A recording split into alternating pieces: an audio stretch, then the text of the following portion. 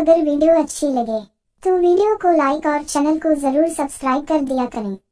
अब सब दोस्तों को शुक्रिया। 2-3 बार घर वालों को कह चुका हूँ कि मामू की बेटी को रोटी बनाना आ गई है।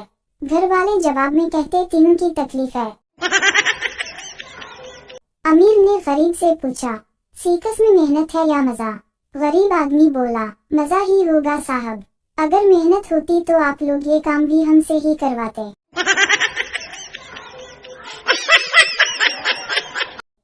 एक शेफ की बीवी से लड़ाई हो गई। बीवी बाजार गई और जहर लेकर खा गई, लेकिन वो मरी नहीं बल्कि बीमार पड़ गई। शेफ गुस्से से बोला, मैं तुम्हें 100 बार कह चुका हूँ कि चीजें देखकर खरीदा करें। अब देख लो, पैसे भी गए और काम भी नहीं हुआ। खाने के टेबल पर बैठा हुआ था। किबाब ने पूछा, तुम्हारा किसी लड़की से अगर कोई चक्कर है तो बताओ, हम तुम्हारी शादी कर देंगे।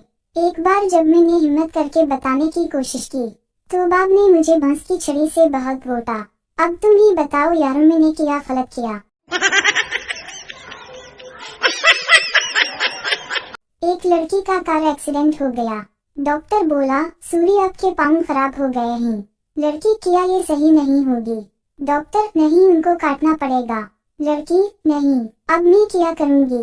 डॉक्टर बोला, हौसला रखो, मैं आपको लकड़ी के टांग लगा देता हूँ। लड़की बोली, डॉक्टर साहब पिंक कलर का लगा देना।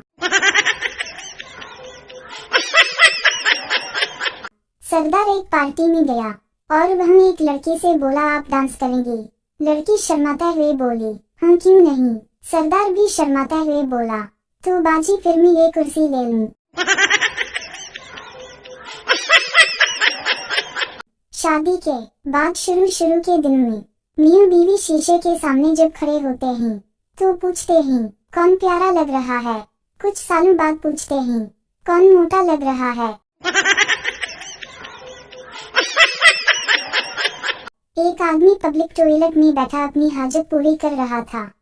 इसे अचानक साथ वाले टॉयलेट से आवाज सुनाई दी, क्या हाल है? आदमी घबरा कर बोला, ठीक हूँ। फिर आवाज आई, क्या कर रहे हो? आदमी, जरूरी काम से बैठा हूँ। फिर आवाज आई, काम कैसा चल रहा है?